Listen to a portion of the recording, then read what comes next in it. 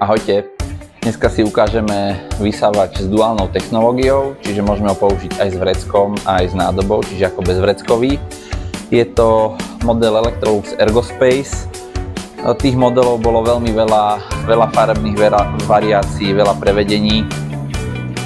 Tento konkrétny model je teda taký polopriesvitný, nemá výfukový filter, alebo teda je tam vložená len pena, ku ktorej teda nie je prístup. Nádobka je takáto malinká, kde je teda filter a taká malá časť, kde sa separuje ten prach. Tuto máme takú gumu po obvode, tá slúži vlastne na to, že hadicu omotáme okolo vysávača a tú hadicu zachytíme tým popruhom gumeným.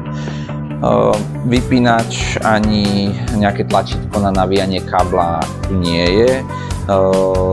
Tuto je vlastne regulátor výkonu súčasne aj s vypínačom a navíjanie kábla je teda tak poloautomatické, čiže tam keď zatiahnete pár centimetrov von, tak sa tam povolí ten navíjak a dojde k navíjaniu kábla.